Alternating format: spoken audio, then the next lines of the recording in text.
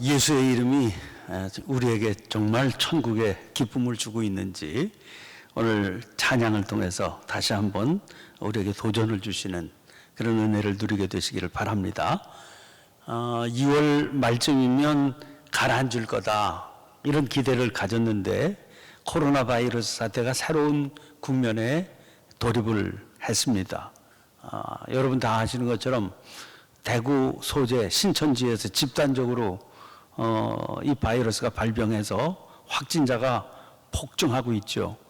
이게 좀 심각한 사태로 발전하는 중입니다.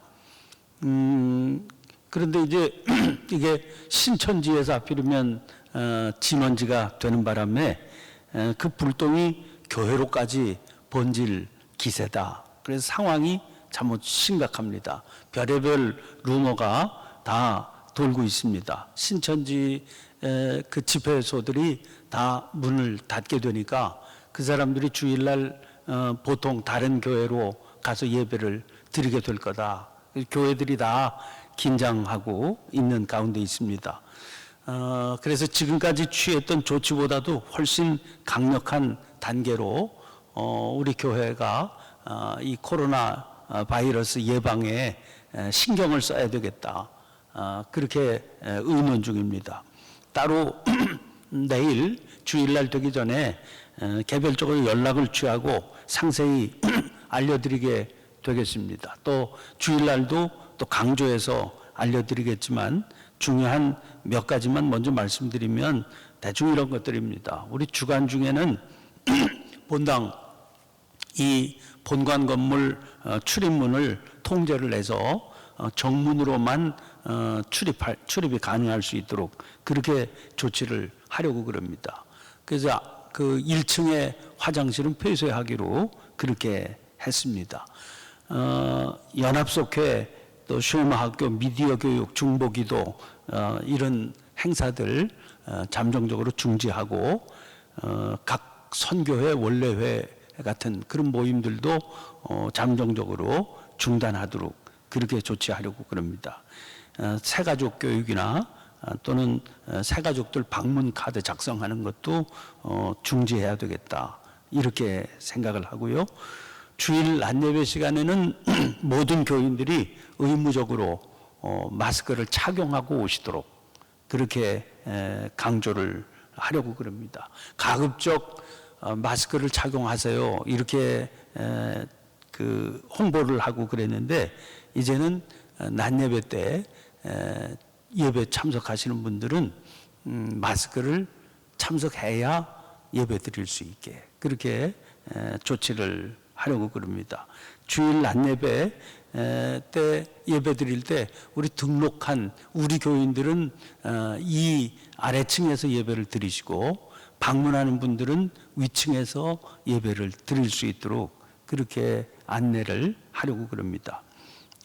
주간 중에 우리 외부 사역을 위해서 대관하는 그런 본당 사용하고 또는 맑은 내홀 엘피스의 세미나 룸 이런 데 사용하던 것들은 다 중지를 해서 그동안 주간 중에 우리 교회를 이용해서 여러 성가단 성가대 또는 연주팀 이런 데가 빌려서 교회를 사용했댔는데 그것은 당분간 중단하도록 그렇게 했고 금방 말씀드린 것처럼 100주년 기념관도 마찬가지로 세미나룸 빌려주는 거 맑은 내홀 빌려주는 거 현재까지 허락된 것 외에는 앞으로는 대관을 중단하도록 그렇게 결정을 했습니다.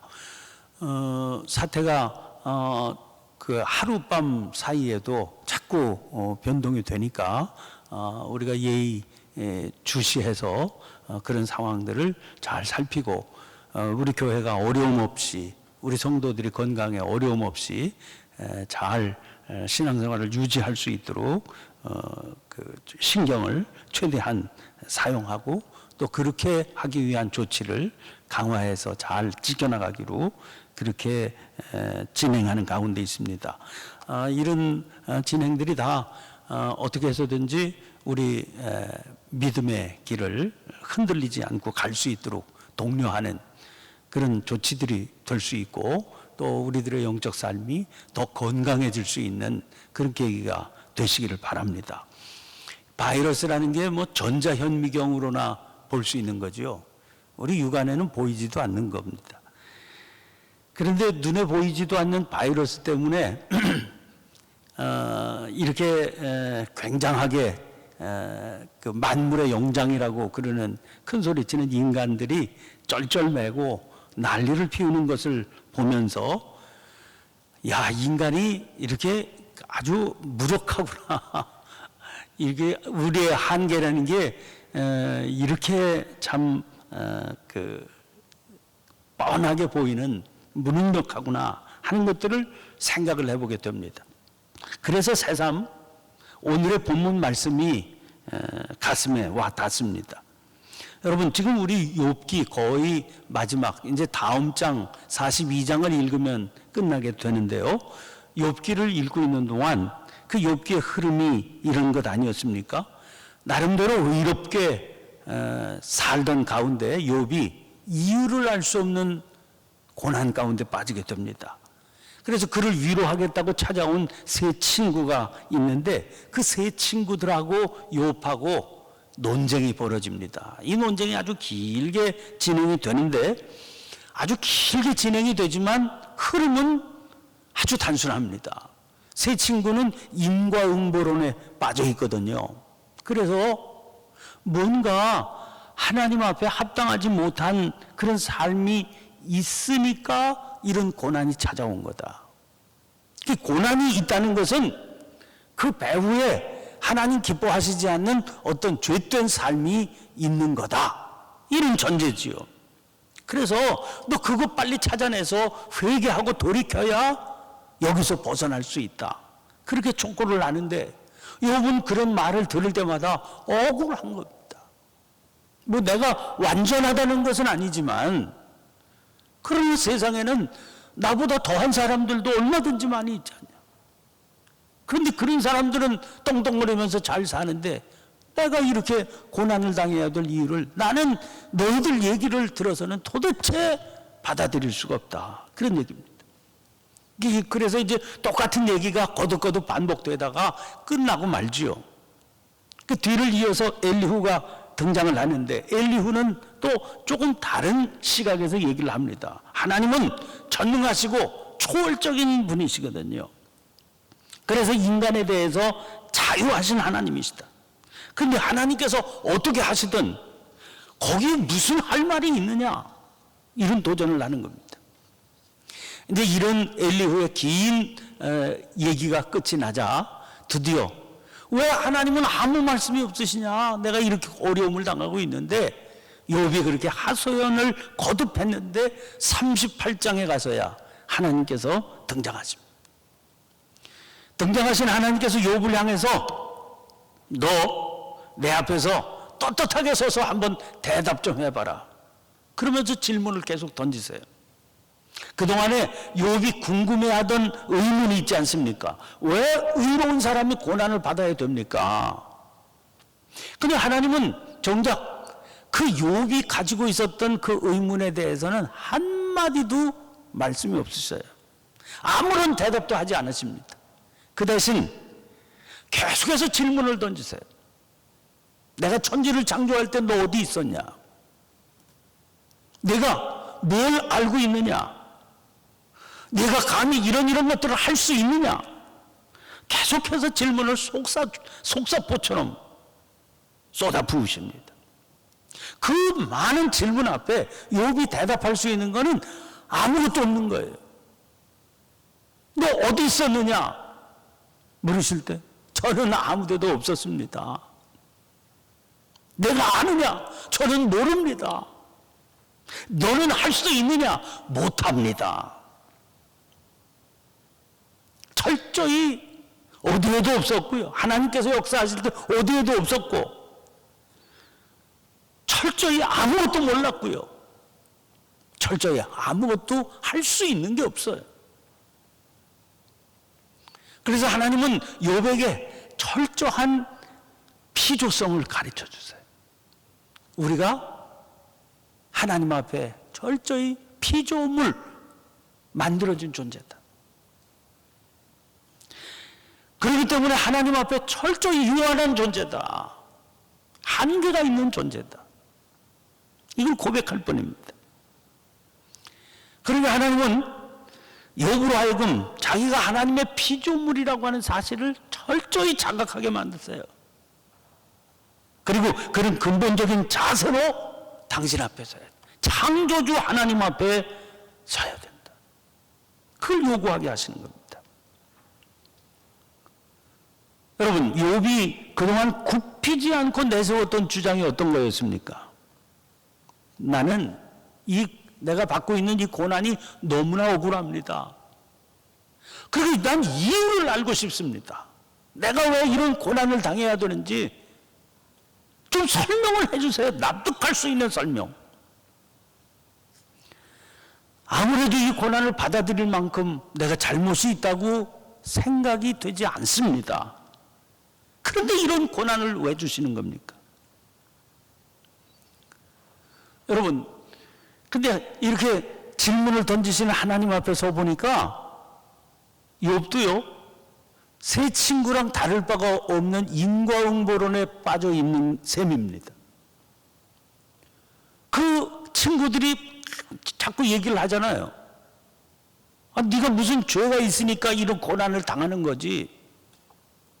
그 친구들의 말 때문에 욥이 얼마나 상처를 받습니까? 그런데 욥이 지금 그 보이는 하나님 앞에 보이는 태도를 보니까 지금까지 견지해왔던 그런 태도지요. 그 태도가 어떤 거였어요? 나는 억울하다는 겁니다. 그 얘기는 무슨 얘기입니까? 그것도 일종의 인과응보론의 가지지요. 내가 이렇게 고난 당해야 될 그런 일을 저지른 게 없습니다. 그런 삶을 나는 살지 않았습니다. 그런데 왜 내가 이런 고난을 당해야 됩니까? 이거 역시 인과응보론 아니겠어요? 고난, 거꾸로 말하면 고난당할 만한 잘못을 저질렀으면 고난당하는 게 마땅하다. 그 얘기 아닙니까, 결국? 따라서 그런 주장의 결과는 뭡니까? 자기의 의의를 내세우는 거다. 이 인과응보론의 그 결론은 욥에게 있어서는 자기의 의의에 도착하게 되는 거예요. 나는 이런 잘못을 받아야 될 이유가 없다는 거예요. 왜? 의로우니까. 의로운 삶을 살았으니까. 그런 욥에게 하나님께서는 창조세계의 신비함과 위대함을 제시하십니다. 그 앞에서 욥은 무지한 존재예요. 무능한 존재일 뿐입니다. 그러니까 하나님께서 물으시는 거예요. 네가 지금 의라고 생각하고 주장하는 그게 진짜 의냐? 그 진짜 의라고 할 수 있느냐? 그걸 물으시는 겁니다. 그 질문 앞에 서 보니까 인간은요, 어떤 경우에도 그렇게 주장하고 내세울 수 없는 제한적인 존재거든요. 우리가 의라고 생각하는 그게 정말 의냐는 거예요. 우리가 바르다고 생각하는 게 정말 바른 거냐고 말이에요. 그 제한이 있어요. 피조물로서의 제한이 있거든요. 우리가 아는 세계는 하나님의 세계에 비할 때 비할 수 없을 정도로 보잘것없는 존재. 생각하는 것도 어떻게 하나님의 세계에 비할 수 있겠습니까? 범위가. 이런 제한성을 무시할 때 나타나는 결과가 뭐냐? 자기 중심성입니다. 세상이요, 자기를 중심으로 돌아가는 것처럼 착각하는 겁니다. 자기가 세상의 중심이라고 생각하는 거예요.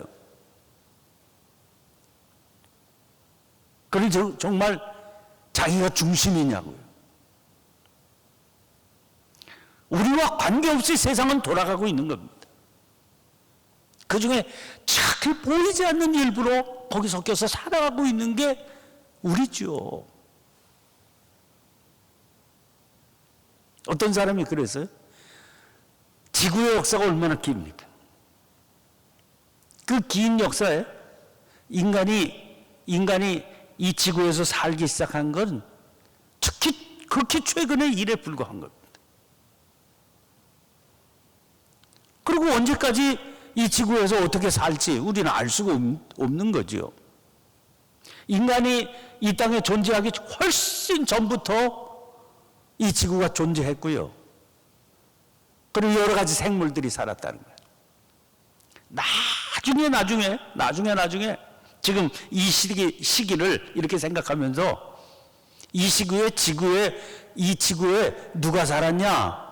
그거 지층을 발굴해서 조사를 하면 사람이 살았다 이런 흔적보다 닭이 살았다 이런 흔적이 나올 거라는 거예요.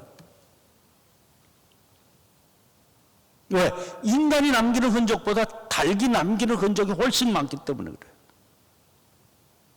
훨씬 후대에는 이 땅을 파보면 닭뼈가 훨씬 많이 나올 거라는 거예요. 여러분, 인간은 어떤 경우에도 그렇게 자신만만하게 주장하고 내세울 수 없는 존재입니다. 인간의 중심이 아니에요. 이런 제한성을 무시할 때 우리는 착각하고 살게 돼요. 자기가 마치 하나님의 세계의 중심인 것처럼.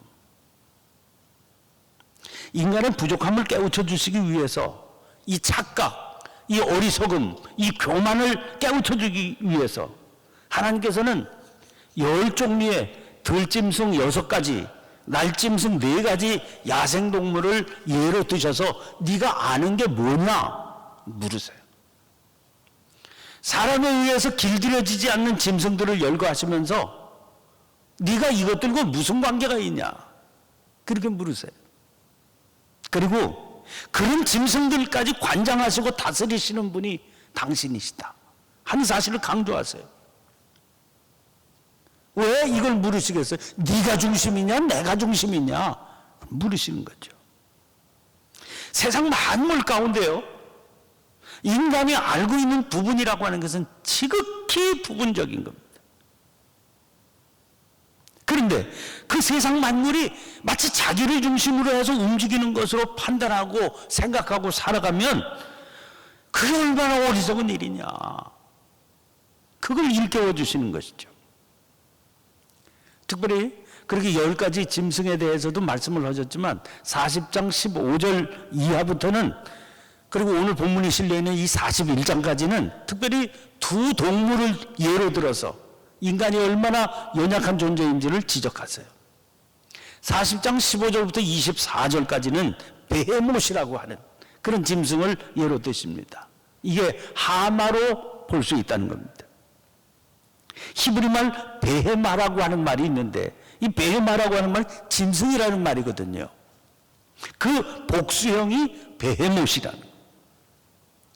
이건 아마 하마나 코끼리 혹은 이 하마와 코끼리 두 짐승의 중간 형태인 그런 어떤 신화적인 짐승으로 해석을 하기도 합니다.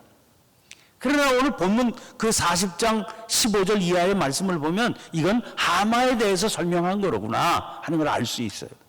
인간이 본 짐승 가운데 인간의 역사에서 본 짐승 가운데 코끼리가 제일 크고 또 하마도 그에 못지않게 큰 짐승이거든요. 하마는 길이가 한 3.7m부터 4.6m까지 되니까 굉장히 크지요. 몸무게가 한 2.7톤 정도에 달한다고 그럽니다.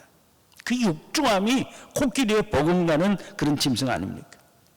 이런 짐승을 예로 드시다가 41장 오늘 본문 말씀에는 리워야단이라고 하는 그런 짐승을 예로 듭니다. 리워야단이라고 하는 짐승은 물속에 사는 바다 야수를 뜻하는 말이니까 아마 그 당시에는 용이나 고래, 용은 아주 가상의 짐승이지만 고래는 또 봤을 거예요. 거대한 짐승 혹은 악어.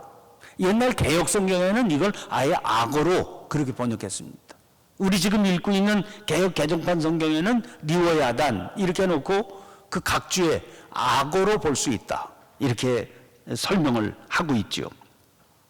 이 리오야다는 여기만 등장하는 게 아니에요. 구약 성경에 5번 등장을 하거든요. 그런데 그 5번 등장하는 말씀 가운데 이런 구절들이 있습니다. 이사야서 27장 1절인데요. 그날에 여호와께서 그의 견고하고 크고 강한 칼로 날랜 뱀 리오야단 곧 꼬불꼬불한 뱀 리오야단을 벌하시며 바다에 있는 용을 죽이시리라. 또 시편 74편 13절 14절에 이런 말씀 나옵니다. 주께서 주의 능력으로 바다를 나누시고 물 가운데 용들의 머리를 깨뜨리셨으며 리오야단의 머리를 부수시고 그것을 사막에 사는 자에게 음식물로 주셨으며. 이 구절들을 보면 뭘 알 수 있는 거 아니? 성경에서 리오야단이라고 하는 것은 어떤 특정한 짐승을 말하는 거라기보다는 사악한 영적인 존재, 괴력을 휘두르면서 역사하는 어떤 사악한 영적인 존재를 대표하는, 그 묘사하는, 상징하는 그런 짐승으로 설명을 합니다. 아마 그 당시 욥 당시의 사람들이 그 거대한 악어를 보면서 그런 아주 사악한 짐승을 떠올렸기 때문에 이렇게 되지 않았을까, 그런 생각이 듭니다.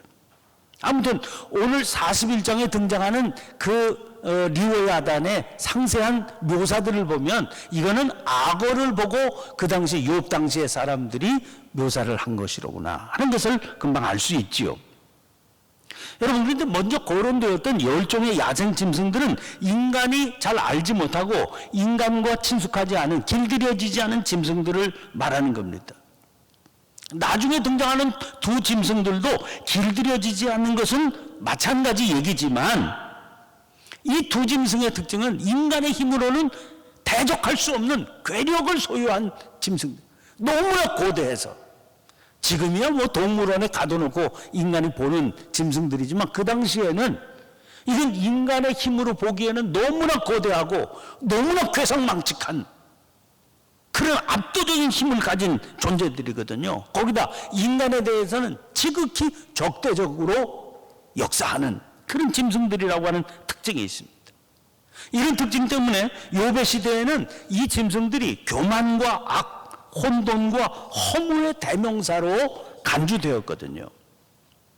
그들은 사람의 한계를 뛰어넘는 공포의 상징이었습니다. 그런데 하나님은 그것들도 지어놓으신 분이에요. 그리고 그것들도 다스리셔요. 사람은 감히 가까이 할 수 없는 그런 괴상망측한 짐승이지만 그거 누가 지으셨어요? 하나님이 지으셨다는 거예요. 그리고 하나님께서 그걸 다스리고 계세요. 지금까지 쏟아놓은 욥의 한탄이 뭐였습니까? 자기가 욥이 세상을 보니까 세상에 교만이 꽉 차 있고 악이 꽉 차 있다. 혼돈과 허무가. 그래서 나는 바르게 살려고, 하나님의 말씀을 따라서 바르게 살려고 그러는데 그것과는 관계없는, 그런 질서와는 관계없는 엉망진창의 세력들이 그냥 횡행을 하는데 하나님 왜 이걸 내버려 두십니까? 이게 욥의 호소였거든요. 근데 하나님께서 하마와 악어를 보여주시는 거예요. 이거 누가 지었느냐? 그리고 이것들이 지금 활개치면서 지금 이 세상에서 살고 있는데 이렇게 살게 하신 분이 누구냐? 그렇게 물으. 하나님께서 그것들을 지으신 것 아닙니까? 그리고 활개치며 살게 내버려 두시는 거 아닙니까? 그게 무슨 말이겠어요? 하나님께서 그렇게 하시도록 허용하셨다는 얘기예요. 그리고 그렇게 엉망진창으로 사는 것처럼 보이지만, 괴력을 행사하면서 제멋대로 살고 있는 것처럼 보이지만 사실은 하나님께서 그것들을 지금 장악하고 계신다는 겁니다. 넌 모르지. 왜 저런 것들이 저렇게 힘을 쏟으면서 제멋대로 살고 있는지 너는 모르지만 나는 지금 이걸 다 다스리고 있다. 40장 15절 말씀 보세요. 이제 소같이 풀을 먹는 베헤못을 볼지어다. 내가 너를 지은 것 같이 그것도 지었느니라. 이해할 수 없는, 저런 것들은 왜 이 세상에 존재해서 저렇게 괴력을 행사하면서 무섭게구나. 우리는 이해할 수 없지만 그거 누가 지으셨어요? 하나님이 지으셨다는 거예요. 또 41장 15절입니다. 내가 어찌 그것을 새를 가지고 놀듯 하겠으며 내 여종들을 위하여 그것을 메어두겠느냐. 아니 그 괴력을 행사하는 짐승들을 제멋대로 자기 원하는 대로 단지하라. 누가 그걸 막겠습니까? 그거 어떻게 새를 가지고 놀는 것처럼 네가 할 수 있겠느냐. 못하지. 너는 할 수 없다. 그러나 나는 할 수 있다. 하나님은 그렇게 하시는 거예요. 여러분, 이런 분이 하나님이십니다. 리오야단 당해내지도 못하는 존재가 인간 아닙니까? 그런데 그걸 지으셔서 존재하게 하셨을 뿐만 아니라 지금도 당신의 뜻을 따라 조종하고 계시는, 다스리고 계시는 분이 하나님이세요. 그 하나님의 넓고 깊은 세계 어떻게 네가 알겠느냐? 헤아리기나 알 수 있겠느냐? 그러면 인간은 그런 하나님 앞에서 입 벌려 떠들 게 뭐가 있겠습니까? 잠잠할 수밖에 없는 거죠. 하나님께서 집 끌고 가세요. 베헤못과 리오야단은 이 세상에 역사하고 있는 혼돈과 악, 허무, 한마디로 불의의 세계를 상징해요. 욥은 아니 하나님은 의로우신 하나님이신데 그 하나님이 살아계시고 그 하나님이 이 세상을 다스리시는데 어떻게 저런 불의가 횡행할 수 있느냐 이렇게 묻지 않습니까? 하나님께서 뭐라고 대답하세요? 너 걱정할 거 없어. 넌 몰라. 내가 지금 다스리고 있어. 이런 불의, 이런 악도 내가 통제하고 있어. 이런 일이 있도록 내가 이 뜻이 있어서 내버려 두고 있는 거야. 여러분, 이 세상에 악이 있어요. 불의가 있습니다. 그러나 그렇다고 그래서 이 세상이 악한 게 아닙니다. 이 세상이 불의한 게 아닙니다. 그러면 하나님께서 이 세상에 존재하도록 허용하셨고 또 지금 다스리고 계시는데 인간이 어떻게 그 존재에 대해서 왈가왈부할 수 있겠습니까?